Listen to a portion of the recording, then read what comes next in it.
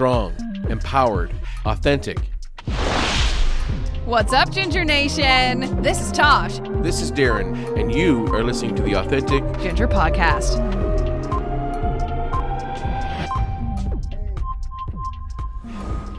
What's up, Ginger Nation? I'm Darren. And I'm Tosh. Welcome to the show where we expose the rarity and uniqueness of being a redhead in the world today. In today's show, we will talk about this rarity and uniqueness. But before we do that, I have a quick story I have to tell you, Tosh. Oh, this is going to be good, I'm sure. What is it? Well, so we decided to take the kids over the weekend to do some hiking. And we live in an area that has lots of trails and all that kind of stuff. And so the big joke that happened over the entire weekend after I did this was we were walking through this trail. It's about 9 kilometers in. And so on the way towards this end of 9 kilometers, we see these two men running. And I'm with my daughter, my eldest daughter, Rhea. And I said, geez, these guys are 70 years old running through the trail. We should be doing that, So I get to the end of a 2-kilometer hike in, and I turn around and I start kind of jogging like these older, 70-year-old men. Oh my God, I thought you were going to tell me they were running from a bear. Okay, carry on. No, well, I'm always afraid of that too in the woods nonetheless. But so I'm started running, and, I hear these chuckles behind me because I've now passed my wife and my other 2 kids because they were behind us. And they came to a stop where I was kind of just doing some resting and panting, I guess, if you will, because it was in a trail. And they said, Dad, why do you run with your thumbs up? So I turn around and they're all running on this trail with their thumbs up, and they're laughing hysterically. And I'm saying to myself, what are they laughing at my thumbs for? Like, this is how you run. Now, I know you do some running too, Tosh, and I have to ask you, do you run with your thumbs up in a position like this, or do you just kind of run with your thumbs down and your hands down? What's the deal? Honestly, that is something I've thought about because I've been at enough runs that I see people doing that. Like, hey, they got like That's the Fonzie, what they were doing, exactly. The Fonzie thumbs going the whole time. But right. No, I'm actually a straight hand runner. I'm even more awkward. I've like got the robot thing going on. Yeah. Well, listen, I'm going to tell you this, and I get back in the car, and I'm telling you, they started laughing from the point they saw me running with my thumbs up and shuffling because I'm on a trail. Last thing I want to do is get my feet up and hit a branch or a rock and bust my ankles. But we get back to the car, and I said to Sheva, my wife, I said, look, I'm going to show you that running with your thumbs up gives you better equilibrium. Oh, man. And she said, no, it doesn't at all. I said, yeah, you watch. And so I did. I typed it in, and I said, running with thumbs up, it's a thing. The joke was on me, not only the Saturday, but also on Sunday when we back out again. So I was the brunt of all thumb jokes over this weekend, and I thought I'd share that with you because I knew you'd appreciate it. I like that a lot. But this like hang 10 kind of thing, yeah, it's a hang 10 thing. That is a way to actually run. Yeah, look, I'm going to tell you, Tosh, go out next time you run and run the way you normally run. Then I want you to run with your thumbs up, just your thumbs up, close to your chest.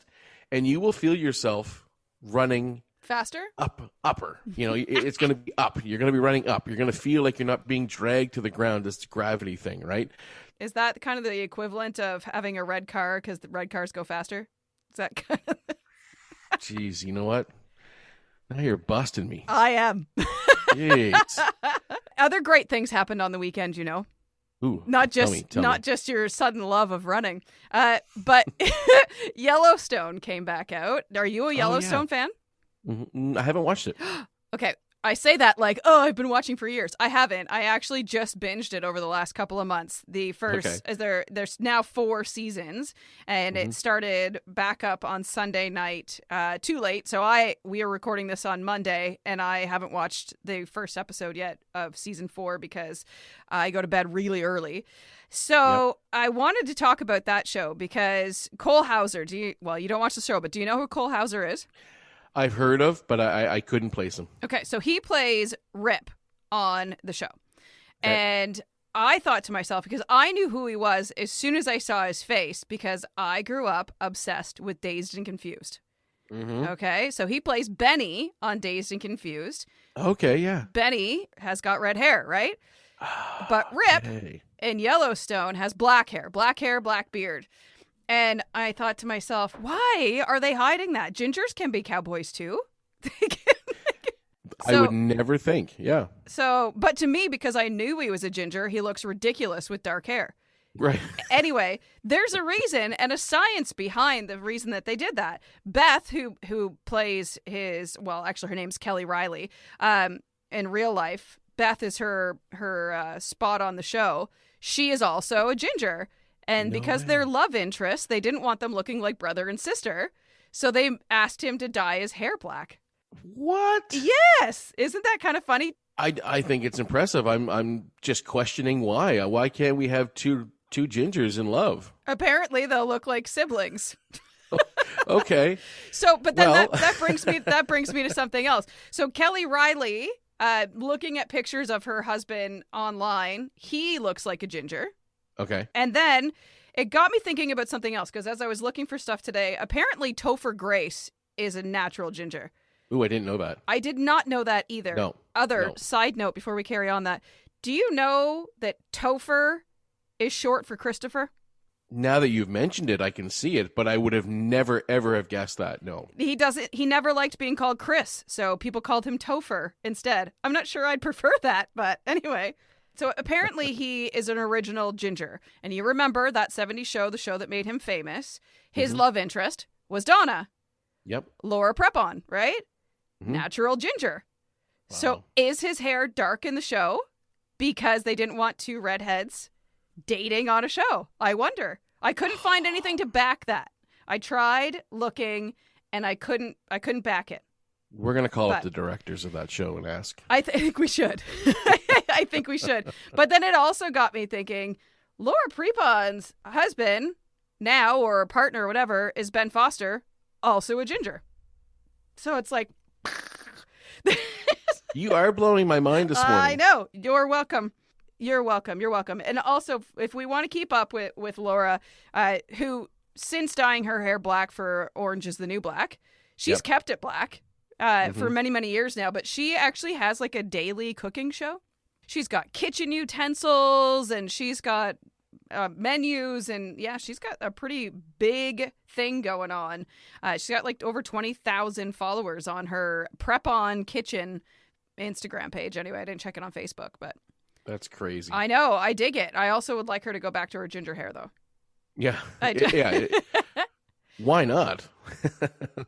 You can't mask a ginger with black hair, because our skin tone gives us away. You're a ginger, we can tell. Very quick. Yeah. Very quick. Very quick.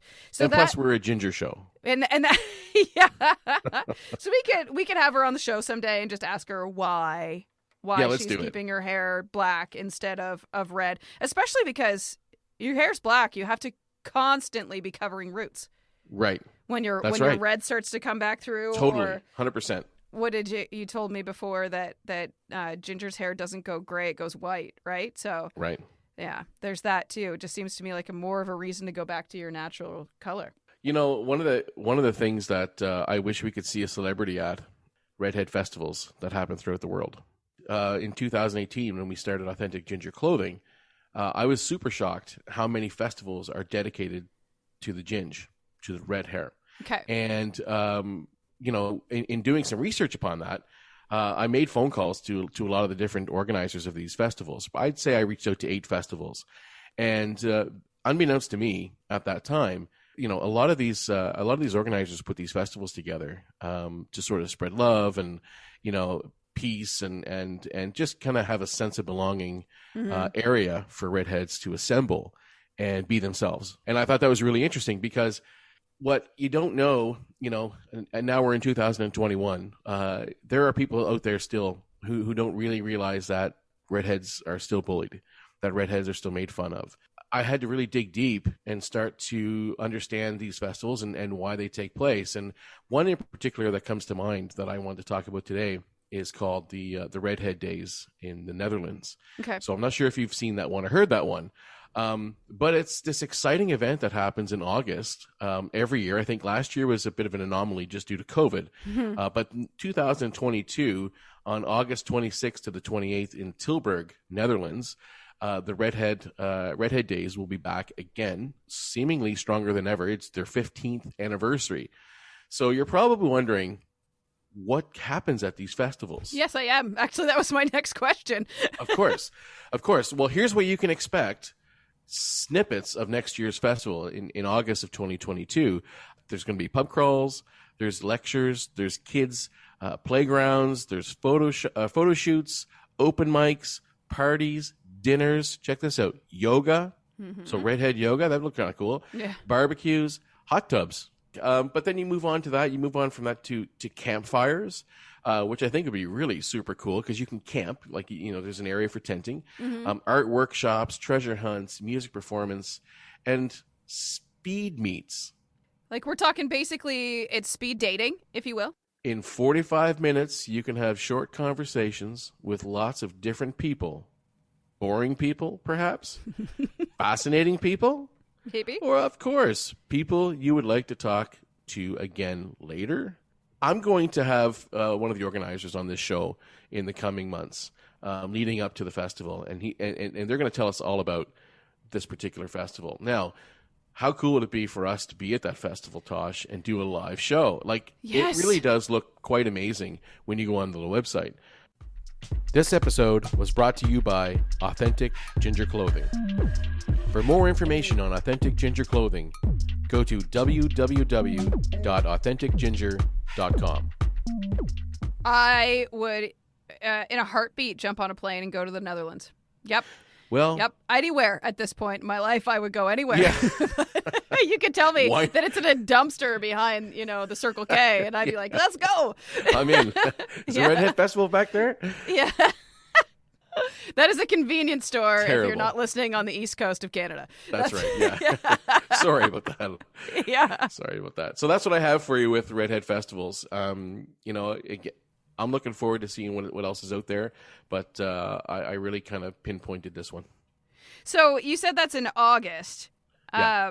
So it doesn't revolve around any, because there are a lot of Redhead days, Love Your Hair days, Kiss a Ginger days. There are a lot of them in the world, and it doesn't actually, because none of them fall in August. So I am surprised that they do it then. However, it is the Netherlands, so it's probably their warmest month, much like Canada. Right. So, yeah. Exactly.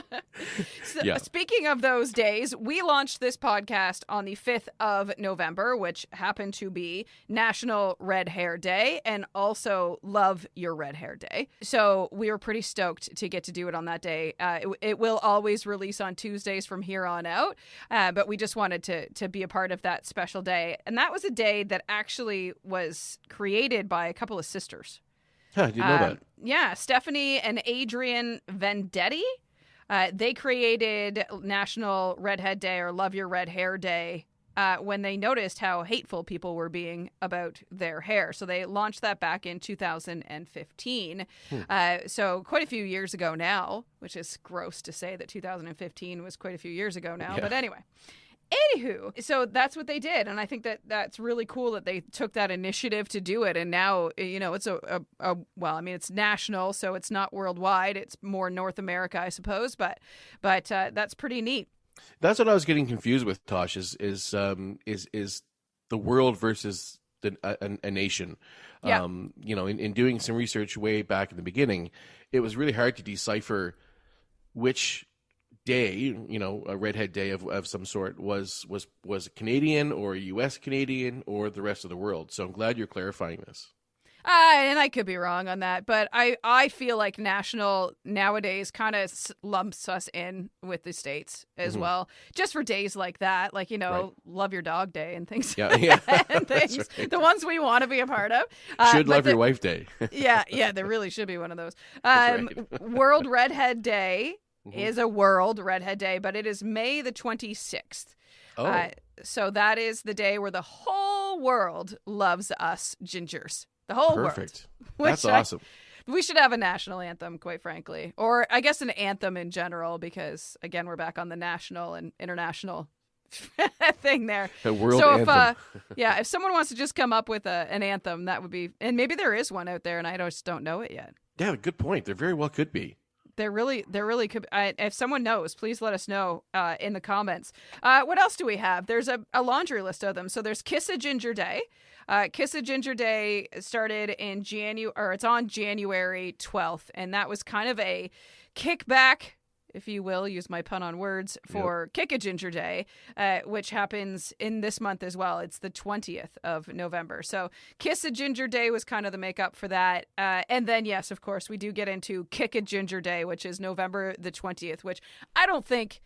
I'd like to say that nobody is taking part in that anymore, but you can still buy paraphernalia online if you wanted to buy something that is Kick a Ginger Day, which it does all go back to South Park. Yeah, and it does. This is something that I, honest to goodness, would love to talk to the creators of South Park about this whole downfall that they created over what they thought was going to be a funny joke. Yep. Because people will find in our episodes to come that quite a few of our guests reference that and how that changed their life growing up. I was born prior to the South Park craze, so I wasn't part of all of that gingers have no souls nonsense that South Park created, but they really did start a downfall, and that is where the Kick a Ginger Day originates from, which now some on November the 20th celebrate Hug a Ginger Day instead. You know, I've been wondering too, with Kick a Ginger Day, and you said there's, you know, paraphernalia out there, apparel and stuff like that, that has it on there. I'm wondering who would own that company. Would it be Redheads? I suspect not. I suspect not, yes. Right? Like, who's trying to make money off the Redhead culture by putting out a shirt, Kick a Ginger Day? I mean, and who's buying it? Who has such a problem with... I mean, no, we know there are assholes all over the world that have a problem with the way people look for any given reason. So that's right. Why not pick on people for their hair too, I guess, right? Right. Unreal. Which you just don't. Just stop. Everybody stop. Yeah. We're gonna get Trey and his buddy in here, and we're gonna talk about that. Yes. South Park stuff. Yeah, someday. I hope they feel bad for it. Yeah, that's I really do. We'll find out. Yeah, you're right. We will find out. All right. So we should wrap up the show today with some crazy fun facts that you have for me. Yeah, Can you stump me today? I stumped you with the celebrity news. So yeah, you did. You got me really good. That was awesome. I've got something a little different today. We're going to do some Redhead math. Are you ready for Redhead math? No, I'm awful at math. No, but it's not math you think. It's the math that's going to tell you and everybody else listening their chances on having a redhead baby. Okay. All right. One redhead parent plus another redhead parent, as you can guess, equals how many percent? What's the percent of having a redhead offspring? Give it to me. 80. 100% chance. There's 100% chance? 100% chance. I have friends that they both, and they actually listen to the podcast. So Jill and Josh, thanks for that. Jill's hair has gotten darker. She actually messaged me to say, you were talking about how your brother and your dad's hair got darker. She's like, I was born a ginger, but my hair's now brown. Huh. And then her husband, Josh, has red hair, and both of their kids do as well. So I guess 100%. Yeah. There you go. There you go. All right. So you want some more? I've got three more for you. One redhead parent plus one MC1R carrier, what's the percentage? 90. 50% chance. 50? So think about it. So one redhead parent. So that'd be like you as a redhead parent and your husband who is the carrier of the MC1R gene who is not a redhead. 50% chance of having redhead offspring. Yeah, because if you're both redheads, you're both carriers of the gene. So you'd think it would still be 100% chance. I know. Yeah. It's really strange. I know. We're weird. Redheads are so weird. Well, it gets weirder. So okay, here keep we it coming. go. One MC1R carrier, non-redhead, plus another MC1R carrier, non-redhead. 10.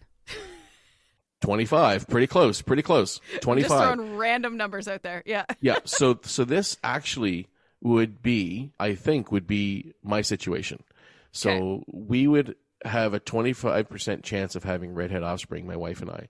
So we would both carry the MC1R gene.